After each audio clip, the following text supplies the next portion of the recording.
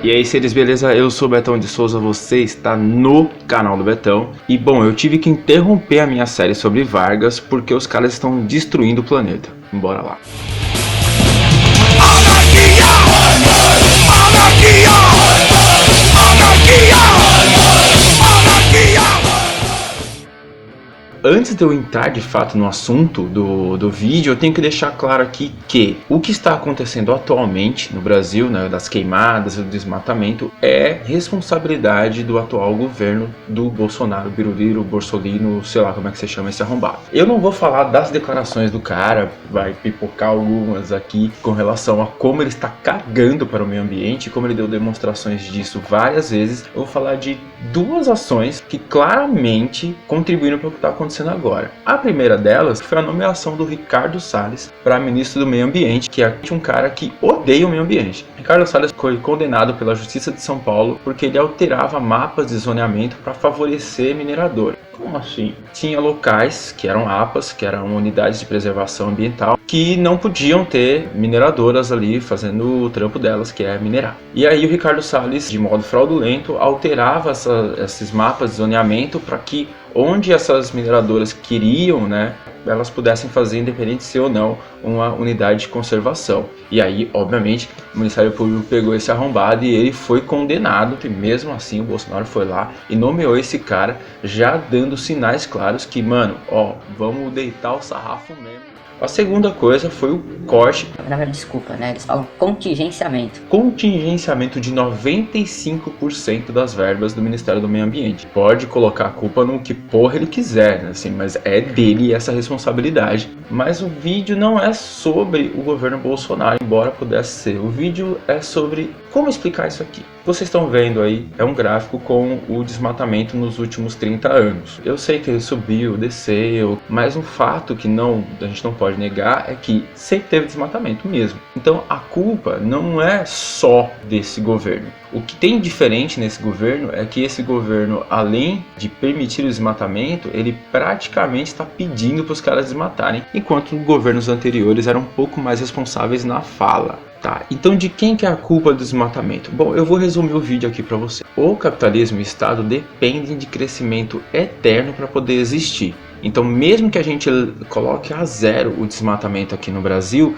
algum outro lugar da Terra vai sofrer as consequências disso, porque ainda haverá demanda por carne ou por soja que deverá ser atendida e que, para ser atendida, precisará destruir floresta para poder criar pasto, para poder criar boi, para poder vender. E isso acontece porque a gente vive numa sociedade estratificada, em que a gente tem uma elite que não sofre as consequências dos problemas que esta elite promove. A gente vai ver isso em várias escalas, né?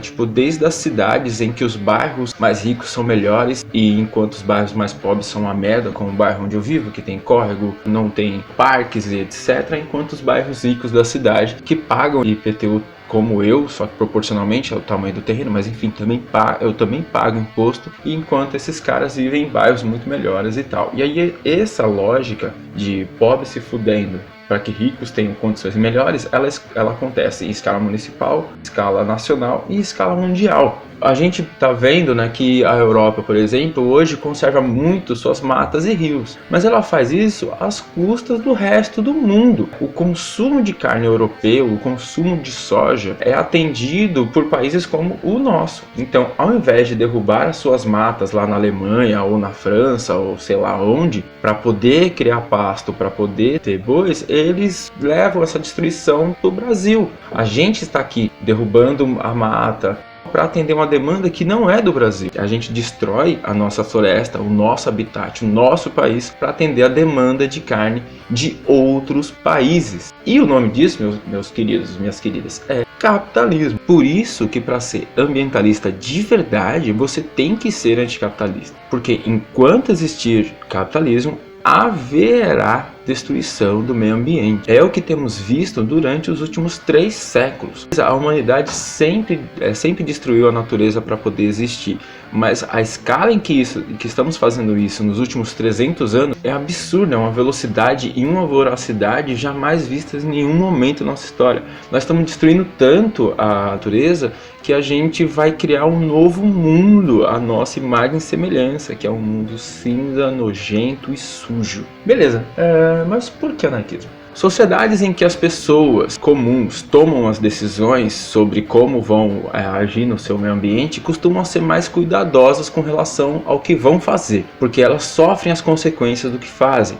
Além disso, comunidades que tentam ser autossuficientes ou que valorizam menos importação e exportação também tendem a ser mais cuidadosas com seus recursos, porque essas sociedades não podem pagar para outra sociedade e ficar com o lixo delas, ou para outra sociedade passar fome enquanto elas enchem o cu de comida. O fato de não ter uma elite que pode, com o poder e a grana, se livrar das consequências de destruição do meio ambiente fará com que a sociedade seja mais responsável com seus recursos. Será que eu estou sendo utópico assim? Porque os indígenas vivem dessa forma há dezenas de milhares de anos. Nós vivemos dessa forma por centenas de milhares de anos, sabendo lidar com os recursos porque dependíamos dele. Nós não podíamos sujar o nosso rio e comprar água da comunidade vizinha. Tínhamos que cuidar do nosso rio. Você pode achar isso utópico, mas a gente tem vários exemplos de como isso funciona hoje em dia. Eu posso citar, por exemplo, o MST, que pratica a agroecologia, que não é perfeita, que é fazer lavouras pensando essas lavouras como parte daquele ecossistema, então cuidando melhor do solo, da água, não usando agrotóxico, etc. Mas que, embora não seja perfeita, é muito melhor do que as monoculturas de soja que destroem o meio ambiente, usam agrotóxico pra caralho. Pra terminar, e esse vídeo não ficar tão longo, eu vou contar a história de 2 ilhas do Pacífico. A muito famosa é a Ilha de Páscoa, que todo mundo já ouviu falar, é aquela ilha que tem aqueles maoris enterrados na ilha. O que aconteceu lá? A elite da Ilha de Páscoa, em honra de si mesma, construía aqueles maoris, né? Os chefes dos clãs e os clãs mais importantes construíam aqueles maoris, e para construir aquilo era necessário derrubar a floresta. Primeiro para produzir o andaime, que era necessário para fazer aquilo, segundo para fazer o transporte daquela parada. Como a elite conseguiu durante muito tempo não sofrer as consequências da derrubada da floresta, os maoris seguiram sendo construídos e reconstruídos, porque um clã destruiu o maori do outro, até que a floresta acabou, ou ela chegou num ponto de não retorno, e a sociedade na Ilha de Páscoa entrou em colapso ecológico, e aí a sociedade acabou e não existe mais nada lá. A segunda ilha é a Ilha de Ticópia, muito menos conhecida, fica mais próxima ali da Polinésia, em que a galera vive lá há mais de 3.000 anos, e que é uma sociedade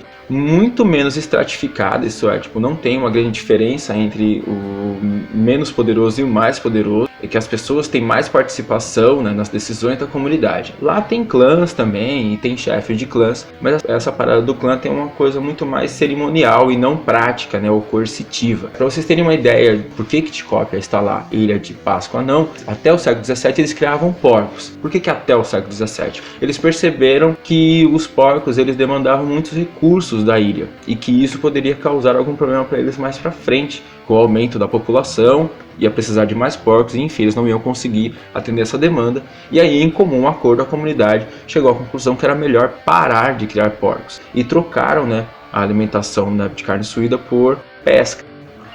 Oi, cara. E eles estão lá até hoje.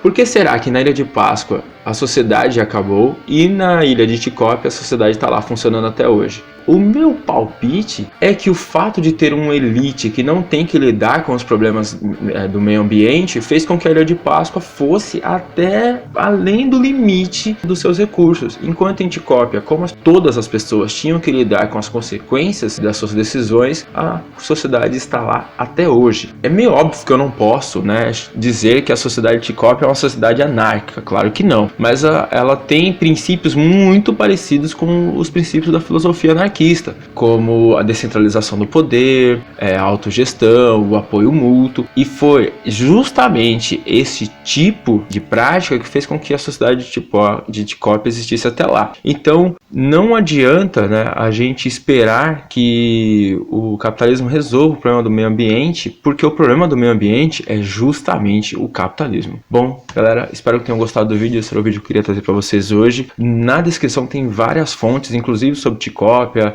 sobre permacultura, que é como a galera de Ticópia faz suas plantações lá. Tem também sobre o que eu falei sobre o MST e etc, e etc. Beleza? Abraço!